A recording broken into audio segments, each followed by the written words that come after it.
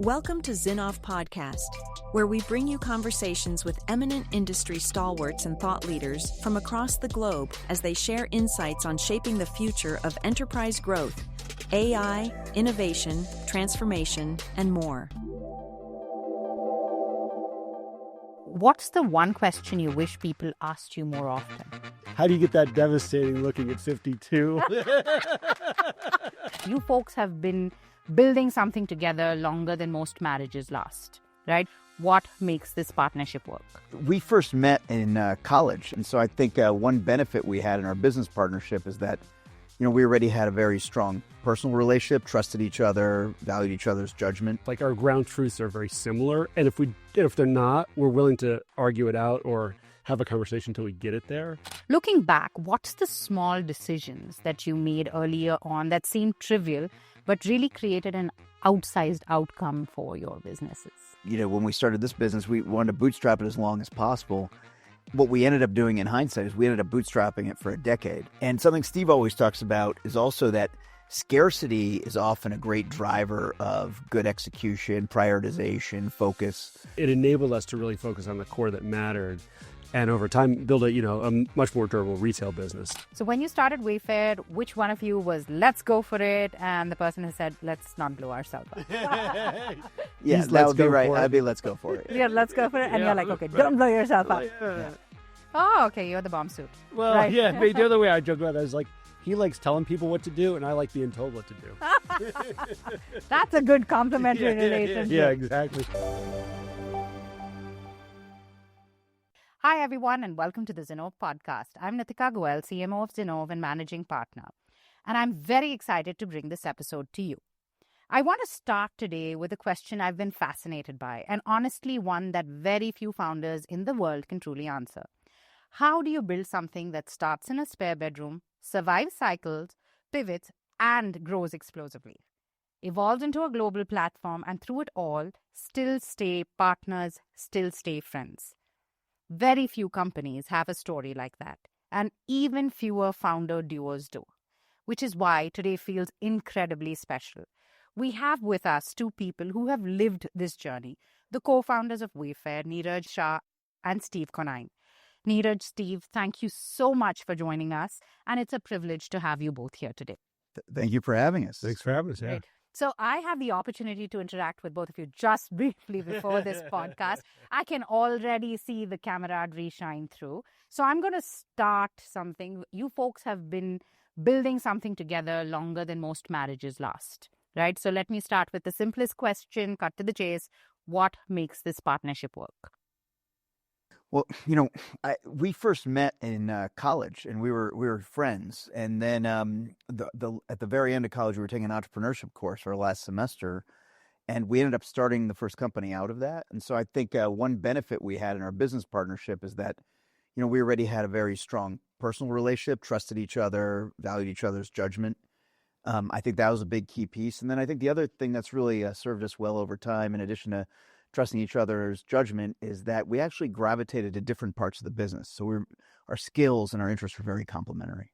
The thing I would add to that, it would just say, I think we sort of have a fundamental, belief in ground truth. Like our ground truths are very similar. And if they're not, we're willing to argue it out or have a conversation until we get it there.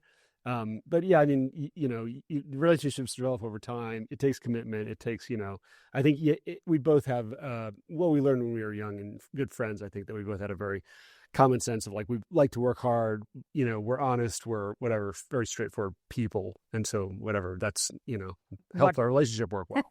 I'm going to talk about, you talked about you argue it through, right? It's not really simple because obviously when egos come to play, you've also scaled. So one thing I keep hearing is founders scale. There's also a little bit of God complex that comes in, right? Which is, what I mean by that is, where you're good at and what you're good at. But sometimes when people keep asking you about things that are adjacent, you still have an opinion of it. And sometimes there's conviction because this worked, that will also work. So what is your conflict operating system in that case? I think we're both very quantitative, very data-based folks. So a lot of times when we're trying to figure out something new, the way we would approach it is the same way, a little less purely instinct, but some instincts for sure, as you described, but really coupling it with data. I'm sure there's been many cases, or I know that there are many cases where maybe we have differing views on things. And then usually, to what Steve just said a minute ago, you want to kind of hear why the other person has a different perspective. It gives you more to think about that. But one of the things we've also, I think, been somewhat successful at in our careers is figuring out how to experiment and try things on a small scale, figure out, again, collect data, figure out what's there, and then kind of take it from there versus trying to, just guess. Yeah, and certainly having the two of us too, I think we call each other out on situations where we see one of us is maybe getting a bit of that complex. I love it. Where you become, I think it's easy if you're a sole entrepreneur to kind of fall into that where there's no one to sort of check you. I think we've grown up in an environment where there's always been someone checking us. And so you're just naturally used to expecting your leadership team to check you on things or to probe you on things. And whether, early on it would be the two of us doing it, but you naturally have a culture that you start to develop that your broader group that you work with, I think, does it really nicely. I think that's fantastic. I think both of you being so open to checks and balances in place and being each other's source of truth is such an important dynamic.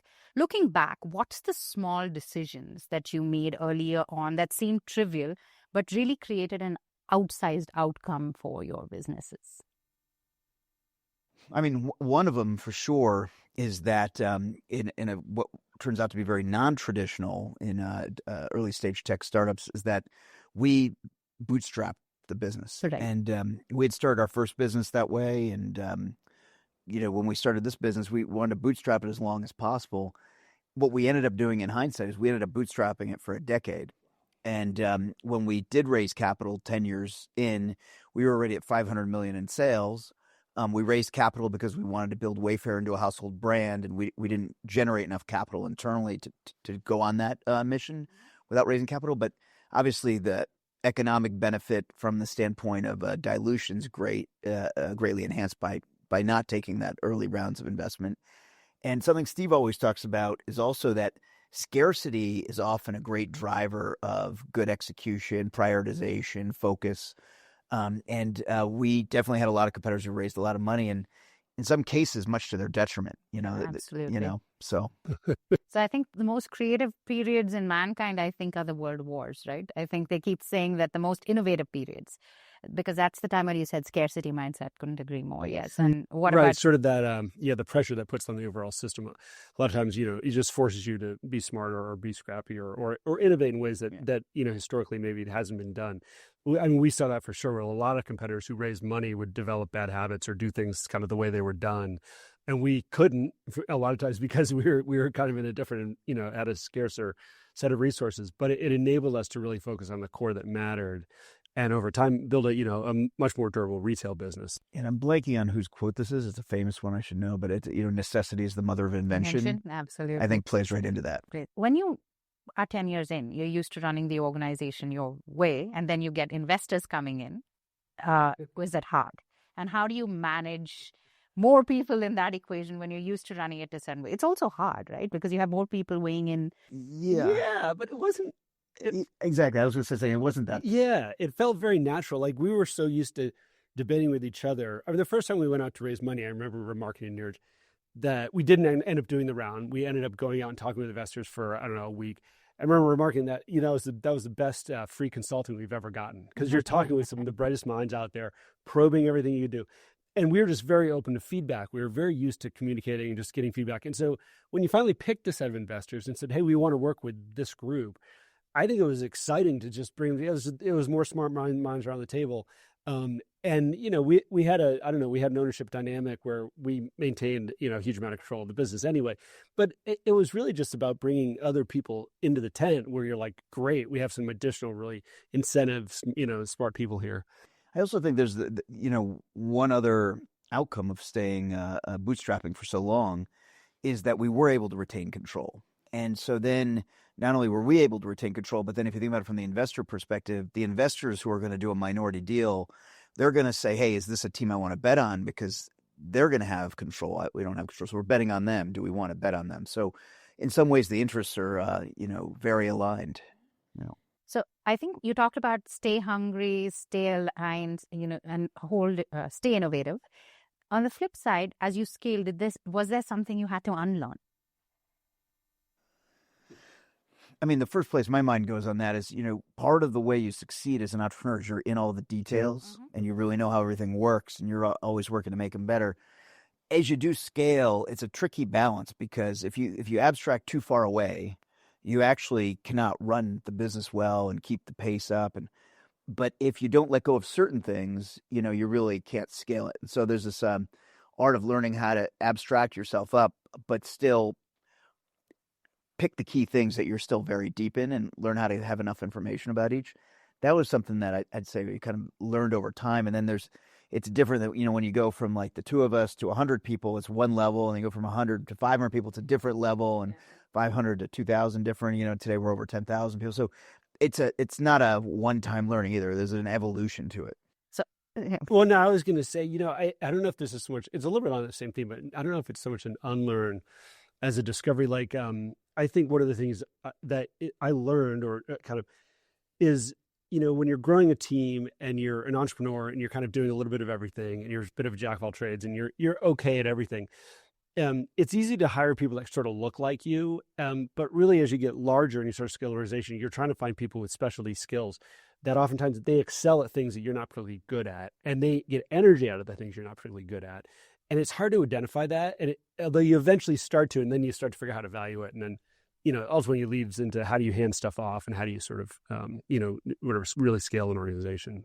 I think both of you made great points, but I want to double click on it a little bit, because every time as consultants, as we study organizations, the hardest is to cross the value chasm, like you said. And you said it's on an ongoing basis, like you said, hiring in the likeness of yourself from a decision-making standpoint. And like you said, learning what to keep, what to let go, and keeping that balance. And it's a continuous balancing act. How do you build it at a systemic level, right? Both of you as individuals are highly self-aware, I can say that, and you have each other to be your truth keepers. But how do you build that systemically for your organizations? Well, one of the things we've tried to do as we built up Wayfair is try to keep the whole entrepreneurial spirit very much alive in the business and really have leaders that are, not just like running a function, but thinking about how we're going to build the overall business and innovate and so on and so forth on an ongoing basis. So one of the things we've tried to do is create like management constructs that make it possible for people to really know what's going on broadly without, a lot of bureaucracy or overhead in terms of presenting or excess number of meetings or a lot of extra reviews or things like that. So what we've done is like the right system for one point in time ultimately antiquates itself. And so then you kind of evolve the system. Like, for example, for the last 4 or 5 years, we had a review system where every 6 months, each team would write a 5-page document on their area of the business, what went well, what didn't go well, and what are the goals for the next 6 months. And that was our cadence. We've gotten to a point where the business, its teams are executing well, everything's quite tight. We felt like it actually had too much overhead in it. So we've slimmed it down. We've evolved how we do that. And part of the reason we were able to evolve that is that the technology planning cycle that we put in place has now matured to a certain point that some of these business reviews were duplicative. So I think there's sort of you need to have both a interest in finding that cohesive way to keep everyone knowing what's going on moving forward, with sort of a little bit of that entrepreneur mindset of not liking bureaucracy, of wanting to kind of always thin it out and find that balance of where it's as thin as it can be, but still work. And a lot of that, it comes down to culture. I mean, we've been very deliberate about setting the culture in this business. Yep. I remember the first time we wrote down the sort of people principles, which we're on our third generation of it, thinking oh man, what a waste of time. Why are we doing this? Because we're just entrepreneurs trying to get the thing. Yeah, it seems. But in hindsight, it's we both had seen earlier companies we started not have good cultures. And in hindsight, it's just having the artifacts and having those pieces that sort of set the standards by which you want to try to hold, everybody to, becomes a thing that can retain that more of that entrepreneurial culture, so that people are willing to kind of modify it as you go through time and, keep the efficiency, keep the risk, tolerance similar as you move through time. it's been a remarkably beneficial artifact, which originally I would have thought like this is a waste of our time. Like an eye roll required. Yeah. But actually the interesting thing is I also looked at your cultural document, right? And first thing I saw was relentless customer focus, be an owner, say I didn't know it, right? So I wanted to talk about the fact that you build a business where customers make very emotionally charged decisions. A house is deeply personal.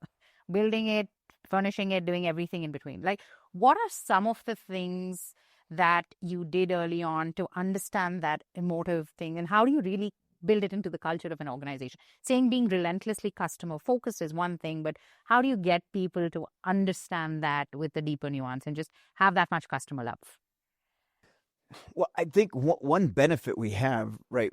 So we're what we do, right? We're a retailer of home goods. Well, everyone in our business is also a customer of home goods, right? So in terms of it's not a piece of B2B software that's in a very specialized area, that maybe or like, it's hard. Everybody feels this feeling.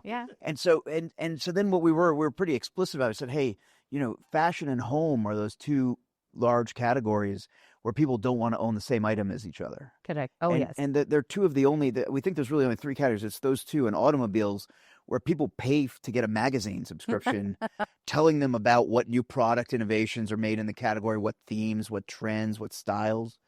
So if you think about that, the passion people must have for the category is very high. Absolutely. And so we've always said that, hey, by being a specialist in this category, we're then going to focus on solving the pain spots and helping it come to life, because most folks we compete with are more generalists. They're in many, many categories. This is just another category. Yeah. And we think that is fine, but that doesn't necessarily do it the maximum amount of service you could.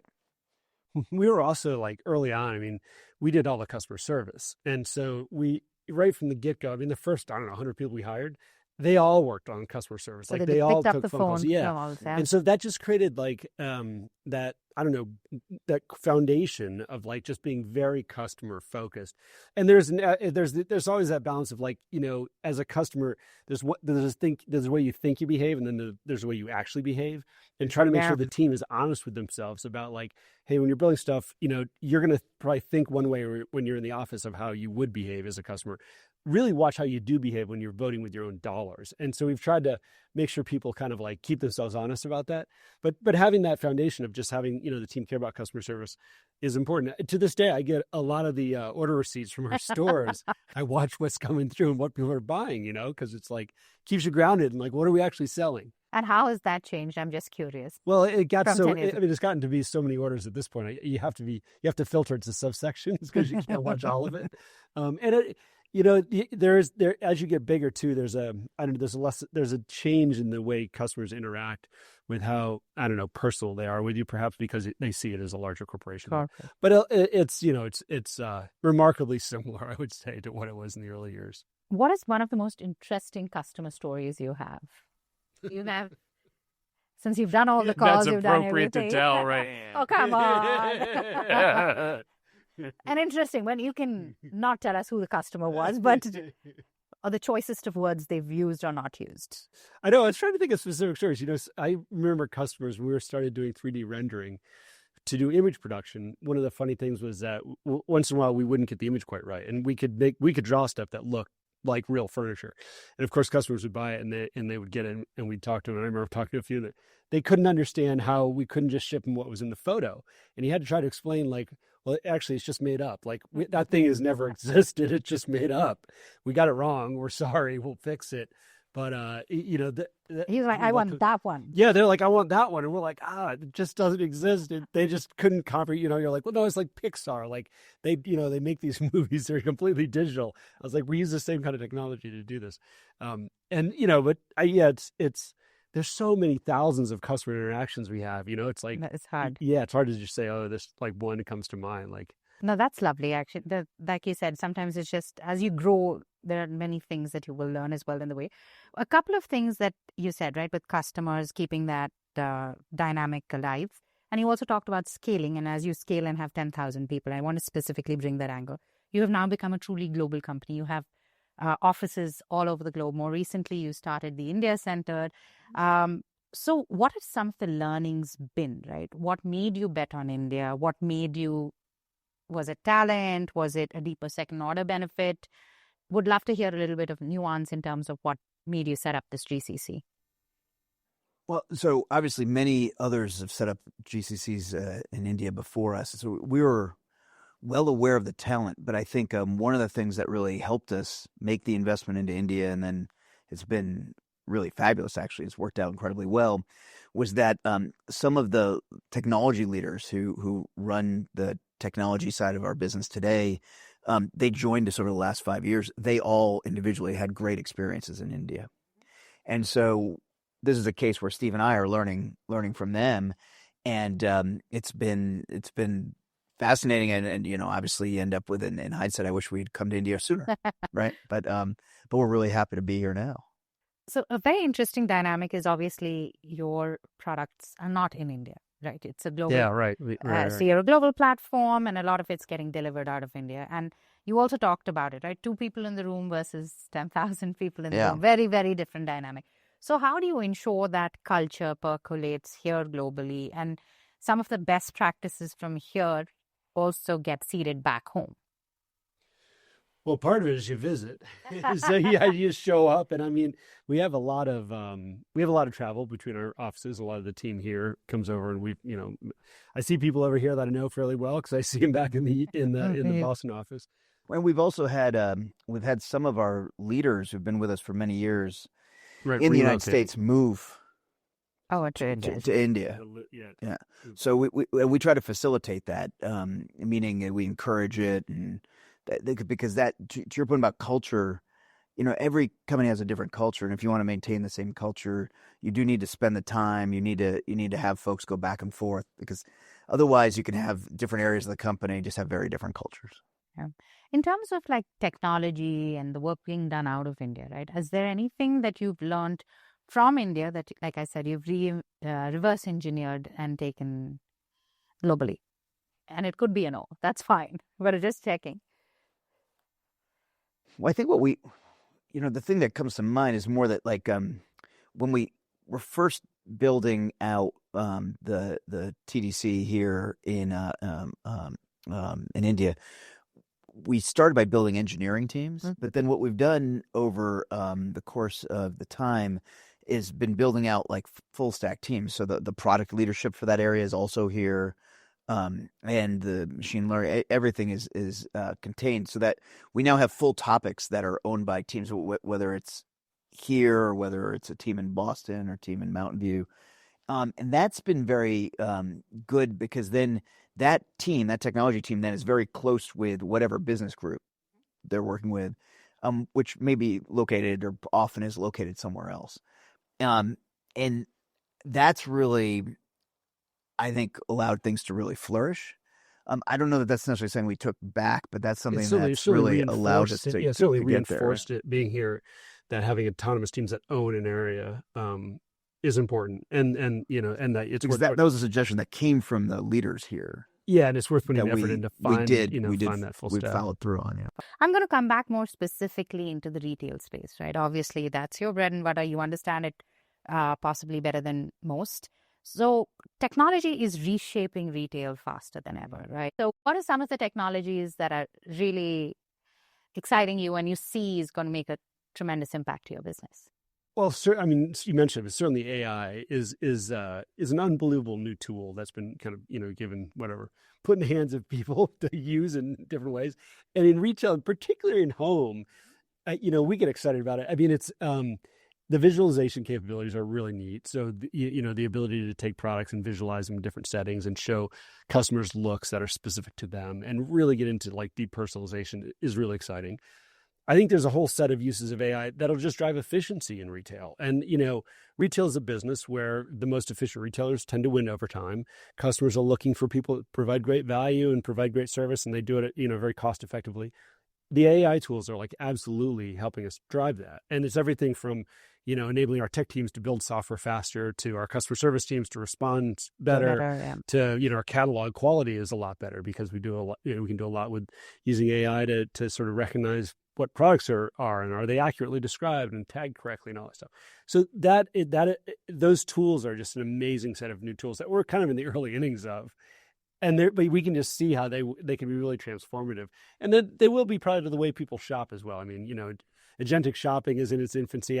I find it fascinating. When we were building websites back in the 90s, and I remember watching e-commerce websites kind of evolve, and the UIs were all different, and people didn't really know what the basket did or what to call it and all that. And now they all look the same pretty much, right? Absolutely. Well, you're seeing this happen right now with AI and, sort of that interaction of images with text, and how do you sort of deal with that? And it's a fun space to be in, and we play with it a lot, and our teams play with it a lot. And it'll evolve over the next several years to something that will be a fun, great new way that people shop. I have no doubt. So I think you brought in a very interesting point. You said one side, your business is changing, two, your buyers are changing, or your consumers are also changing, right? What is the psychological shift you're seeing in terms of home furniture buyers, in terms of retail experiences? And like you said, they may be using agents, maybe not. How do you see that shift?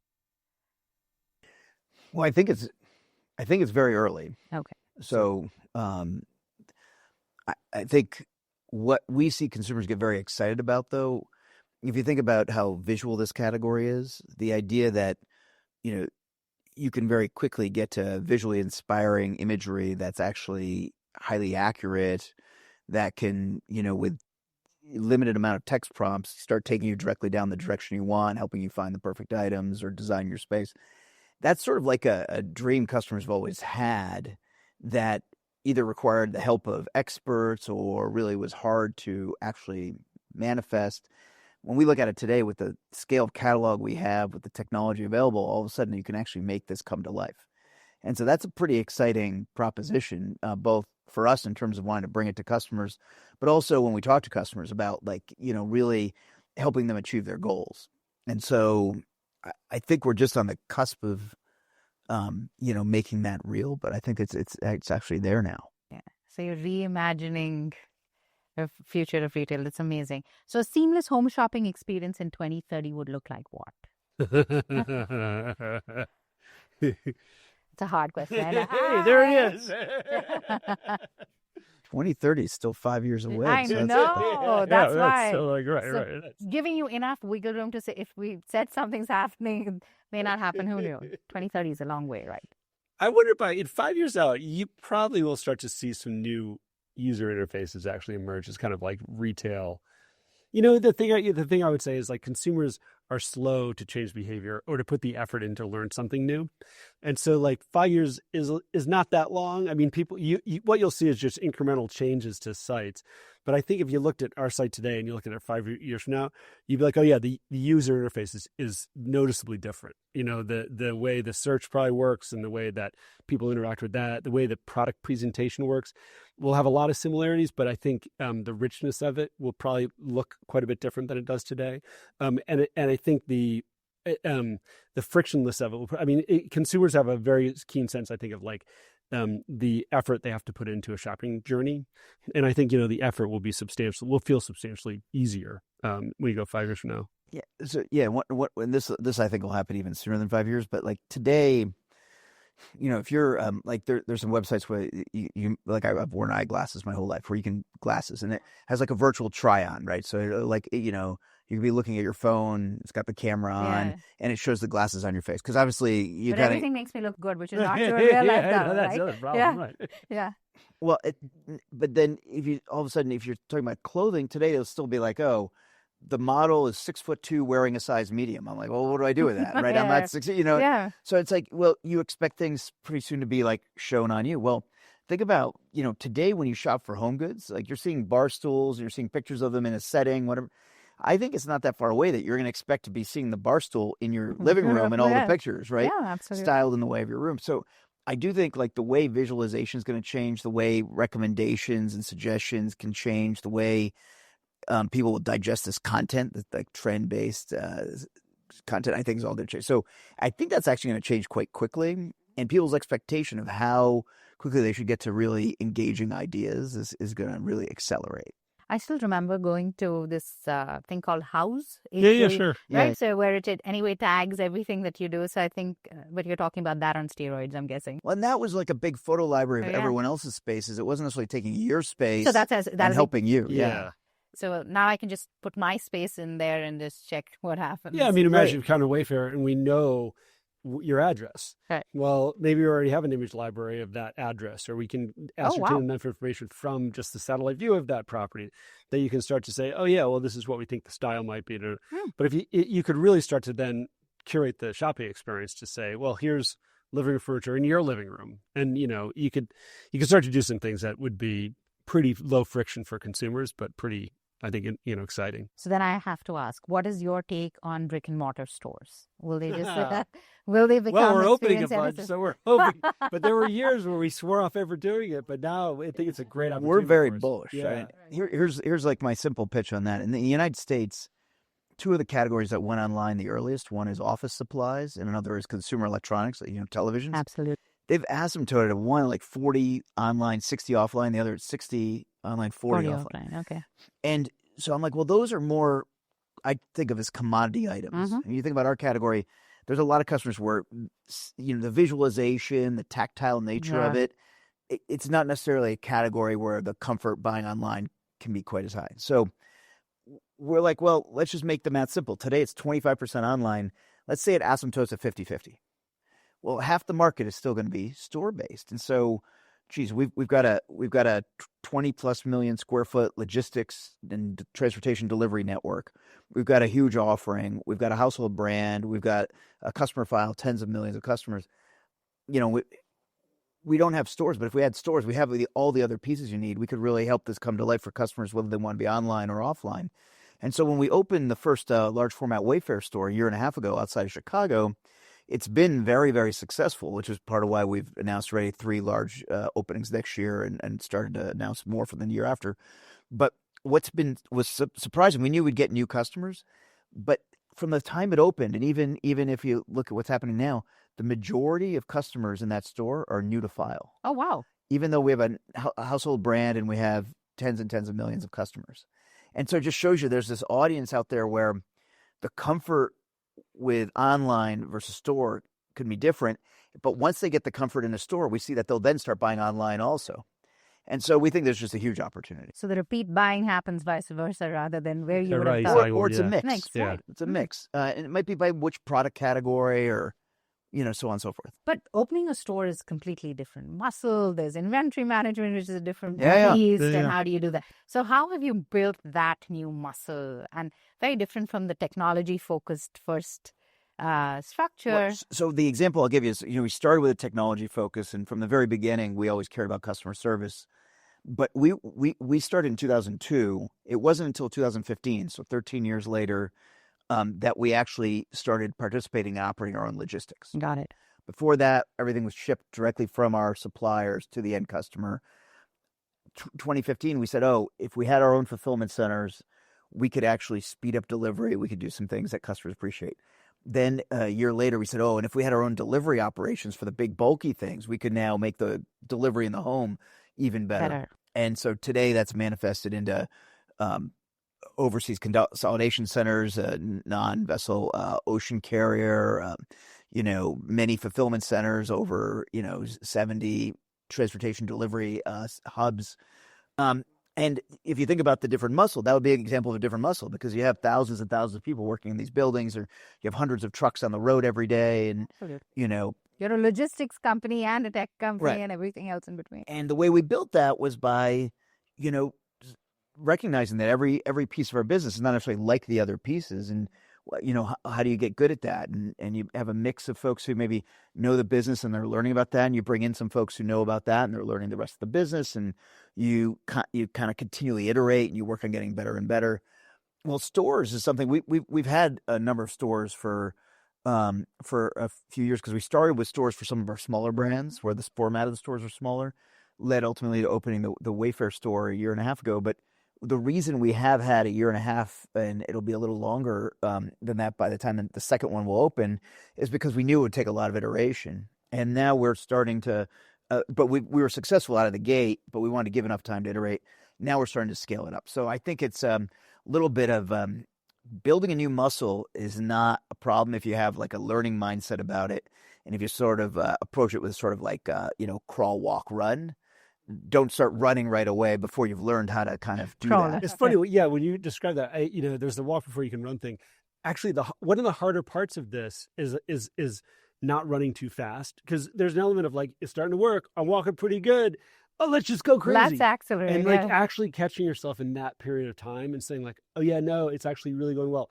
Stay the course. It's a little bit back to the bootstrapping and scarcity whole thing, which is like, if you really want to have durable success, there's an element of like, don't blow yourself up.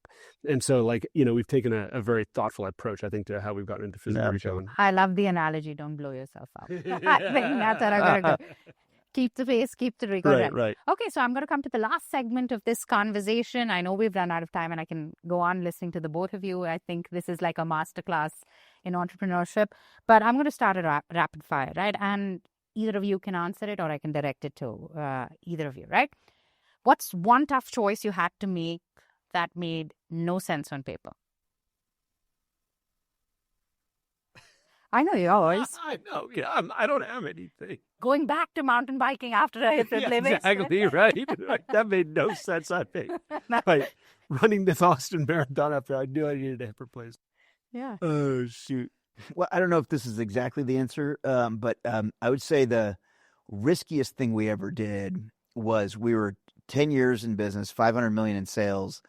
And we decided that instead of the 200 category-specific websites that we had built up over that decade that worked really well, we were going to create one website, Wayfair.com. We were going to close these sites, redirect all that traffic, Wow. and we were going to build a household brand.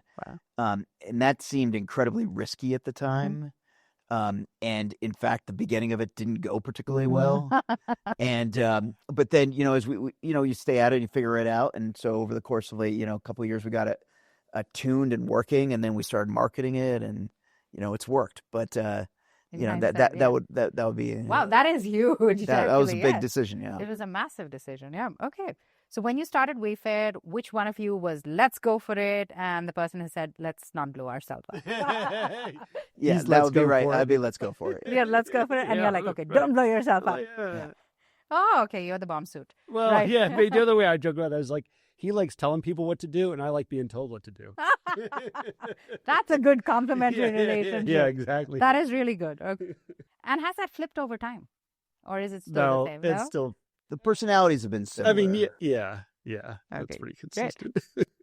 If you could whisper 1 second order insight to your younger founder selves, what would it be? It's actually... And everyone knows this, but it's the hardest decision in business is when you have someone in a role and it's not working. And what I've just found over and over again is you kind of, there's a point where you figure it out, but then you generally don't act on it quick enough. You kind of hope it'll solve itself. And you wait, and by waiting, you always make everything worse for everyone involved. Got it. So it's just realizing that you're never going to be perfect all the time, but when you realize you've made a mistake, go attend to it. Just fix it now. Yeah. Figure it out. Yeah. Oh, fantastic. What's the one question you wish people asked you more often? These are very thought-provoking questions. How do you get that devastating looking at 52? That is a good one. Yeah. How did you get this devastatingly good looking at 52? I wish I was asked that more than I am. Yeah. Where did your hair go? Yeah. What do you mean? What are you talking about, right? Okay. If you founded Wayfair today, what's the first thing you would build or focus on? I don't think you'd be able to start Wayfair today. So that, at every point in time, there's times where business models can emerge, and then eventually folks get to scale and leadership roles. And to go into that market space, you'd have to have some new angle because it's trying to replicate the angle that the scale players have is, you don't have the foolhardy. But if you went into retail today, you'd use AI tools and you'd try to run it as lean as you possibly could. It's a business about efficiency. And I think you could pick up a different efficiency curve today starting a retail business, but it would look very different. Yeah, it would be very different. Can you have a markedly different overhead structure? Right. And add customer over value, 20 years, and over 20 years, could you turn that into the next Wayfair? Yeah, you probably could. What's the one quality in the other you hope never changes? I also know it probably never will change because I've worked with them long enough. There is no hope. Right. There's no hope. He'll be the same. Okay. People don't change that much. Yeah, I mean, he's got a great way of sort of zooming out and then zooming back in, kind of keeping things in perspective. I think it's very valuable. Yeah. Yeah, he's very, very blunt and direct. Okay. Universally. That's an amazing thing. That you stay true to who you are. It's efficient. Yeah, it is. That's good. If you weren't building Wayfair, or if you weren't an entrepreneur today, what would your alternative career be? Oh, mad scientist. Mad scientist? Definitely. Okay. You have this locked in. Niraj? Well, I was supposed to go to law school, and I Oh. never quite made it there because we started our first business. I consider myself lucky for that reason. But if we hadn't started our first business, there's a good chance I would have made it there. Yeah. And so a lawyer. I don't know if I'd Supreme still be a Court lawyer judge this is many really years what in. you But, should He'd be a good judge, jury, and executioner, or just judge? well, I don't know. No? Judge. Just good judge? I really enjoy the home goods business. Okay. There's no other alternative career. Okay. What's the one thing you hope future founders learn from your journey? The one thing I would just say is, like, if you're excited about something, you can work hard at it and you can kind of figure it out, and you can actually scale to great heights. I think we had no background in this particular category, and 10 years in, when we want to launch a brand, we had no experience that would say that we would be successful at that. And so part of it is just being willing to learn, work hard, iterate. Yeah, keep at it is the thing, like simple thing I would say, because it's like, I think a lot of people look at entrepreneur stories that are kind of get rich quick stories. And that's like whatever. Far from it, yeah. But ours is those far are very from it. rare. We've been at it for 22 years. Yes, yeah. And it's like, but part of the fun is the journey. And it's like, you gotta, these are something you're excited about, but keep at it. Yeah. What's your founder habit or ritual that any of you have?